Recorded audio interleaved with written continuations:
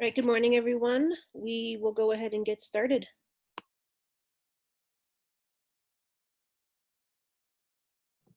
Winna, I just want to make sure Dr. Seth Foldy is joining us today, and he's here. Great. I saw that he was having challenges with the sound. Yeah, he just got in. Great, terrific. Well, good morning and welcome to everyone. Thank you for being here, and we also want to thank Dr. Seth Foldy for joining us from Denver Health to share more about the current health conditions in our community. We'll welcome him in just a few moments after I share some updates from DPS. So tomorrow, we're really excited to welcome back all of our elementary school students who have selected in-person learning.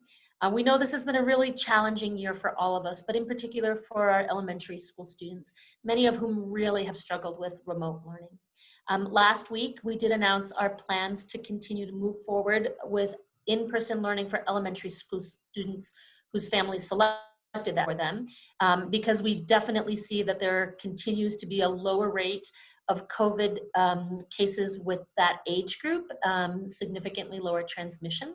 And at the same time, we're very disappointed to announce delaying our in-person learning for our secondary students. We'll evaluate the conditions at the end of this month to make a determination about potential return in November. And that is definitely a reflection of the rising rates of COVID in our community, and knowing that older students are at higher risk of both contracting and spreading COVID.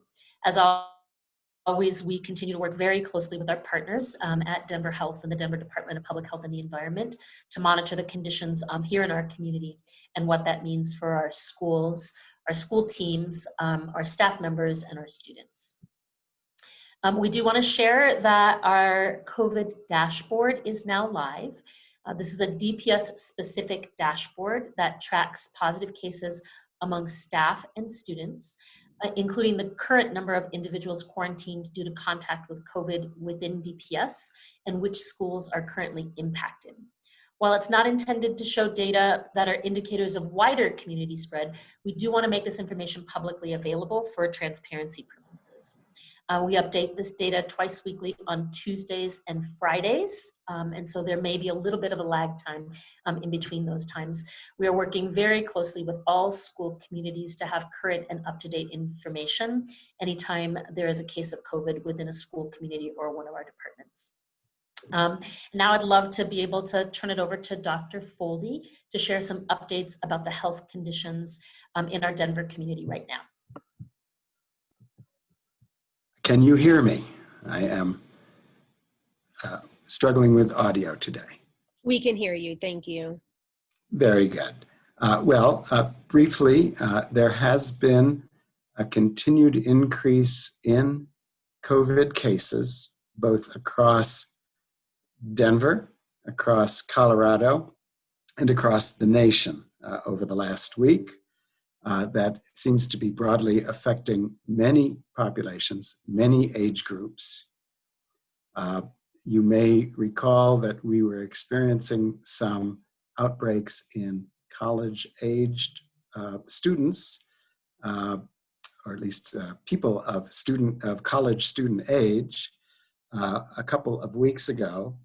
That has continued to some extent, but there is more spread of COVID among other populations, primarily older populations than college students, over the last couple of weeks. Fortunately, at this point, we are still seeing fairly low rates, case counts and case rates per population of COVID in younger populations, and particularly the 0 to 9 age group. We're seeing less than half a case per 1,000 youngsters of that age. And also in the 10 to 19 age group, relatively low rates in our community. This is the first time I've done such a briefing, so if there are additional questions at the end of the meeting, I'll be happy to do what I can to answer. Thank you, Dr. Foldy. Sorry, go ahead. I was just going to say thank you to Dr. Foldy, and thank you to our partners at Denver Health. Just as a reminder, we do meet with them very frequently, once a week in a virtual meeting, and then have continual contact as we're working on the safe reopening of our schools. Awesome. All right, so we'll open it up for a Q&A.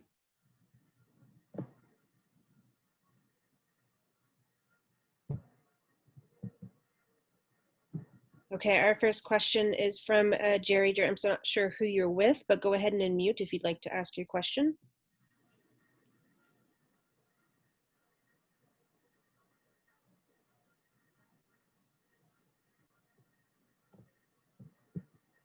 Not sure if you're able to unmute, but I'll go ahead and ask this for you. And I believe it's if ages 10 to 19 cases are low, why not resume high school sooner? So thank you for the question.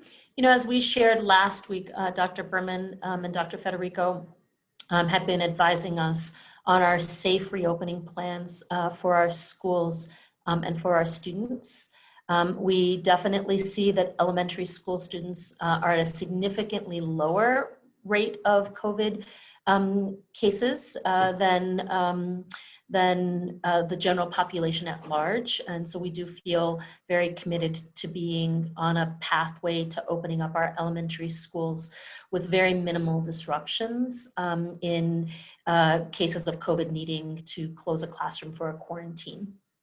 For our middle school and high school students, we definitely see an increase in the number of cases, just like we see in the community.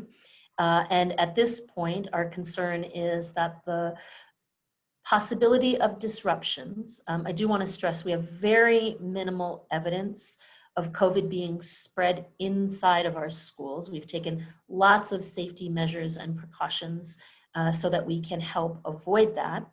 But the concern is that there would be more COVID cases of people coming into our schools at the secondary level.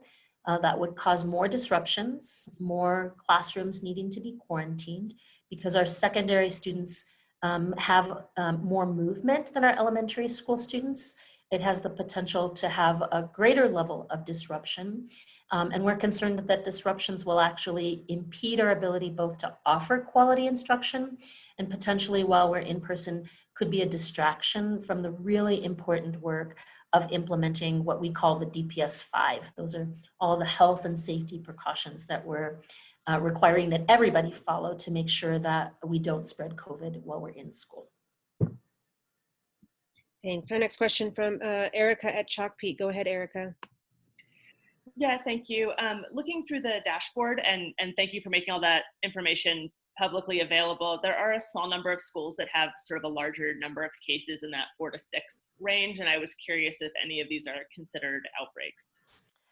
So thank you. We do monitor outbreaks really closely, and we do want to stress that we actually are reporting all cases of COVID, including cases of COVID that are for our students or staff members who are in a remote setting, because we know that there are times, for example, when secondary students who are in remote come into the school for things like athletics, for practices, for things like food pickup for the weekend, for remote learning centers, things like that.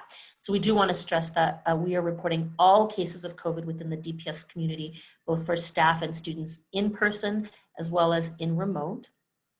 Anytime there is a case where we can determine that there were 2 people in the same classroom or cohort who at the same time have COVID, that is considered an outbreak. At this time, I believe we have 2 cases currently that we are investigating to determine if they are considered outbreaks or not. And just to be clear, there are times, for example, when there may be multiple children in a family in different classes at the same school. If it is determined that those cases are from the home and not from transmission at school, we're seeking confirmation that that's not considered an outbreak, that really is just one case from a family as opposed to in the school. And so there's a little bit of both of those things happening right now. We work closely with the Denver Department of Public Health and the Environment on outbreaks. And we're right now in the process of determining if we have any outbreaks from information from over this weekend. Thank you. Next question, Deb Stanley at Denver 7. Go ahead, Deb. Just wondering what we've learned, what the district has already learned since you brought back kindergartners and first graders. Yeah, so I think there are some really great examples of how things are working well. And so have heard from lots of teachers. In fact, I was with our teacher advisory council last night, and a kindergarten teacher on my advisory council was just sharing how much he appreciates the opportunity to be in person. Remote learning, particularly for our youngest children, is really hard. And so we definitely are finding that it is much easier to get into the routine in school in person, and all of the supports that kids are, I think, really hungry for are so much easier to deliver in an in-person setting. We are also finding that our students are adapting really effectively to the new health and safety protocols.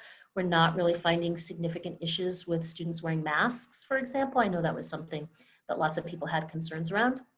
But we're definitely finding adherence to that is really high, and so that's really important. And we really do want to continue to stress the importance of for adults of adapting to our new normal. And so we really are encouraging adults to continue to use technology for staff meetings, things like that, and really limiting the amount of time people are spending outside of their classroom with adults to very minimal. Thanks. Next, Ginny from CPR. Go ahead, Ginny. Yes, I just wondered how many students roughly are in elementary school students are in school now, and how many expected to return next week? So great, so thank you. So our overall numbers at the elementary level are right around the 70% who have selected in person for return in schools. Obviously, it really differs depending on where you are in the city and what neighborhoods. We have seen for sure that our Latinx and African American communities have selected virtual learning at a higher rate than our white families. And so depending on the part of town, there may be some pretty significant differences. It sort of maps, I think, to the experiences that we've seen, and Dr. Foley can certainly speak to this, that Latinx communities, African-American communities have been more heavily impacted by COVID. And so I understand the families that are more cautious about in-person learning for sure. And so this coming week, starting actually tomorrow, we'll begin welcoming back our 2nd through 5th graders in all of our elementary schools. And so we'll be able to give a more robust accounting of the numbers of kids who are returning in person.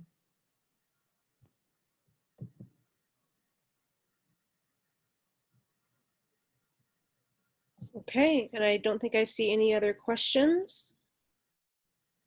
And if I could just wrap up, I do want to just assure the public, both our family members, our students who I think are really anxious to be back in school, and our teachers, our staff members, we are going to continue to work really closely with our local health experts on our returning plans. We're always going to put health and safety at the top of our priorities because we know how important that is. And we really want to balance that with what we're seeing in terms of COVID within our community. And so it is really important to name that so far to date, we have less than 1% of our student population and our staff population who have cases of COVID right now. And even more significantly less than that, where we think there could potentially be exposures that have led to transmission within our schools. As I mentioned, we have a couple of cases that we're looking into right now to seek clarification of if it is an outbreak or not.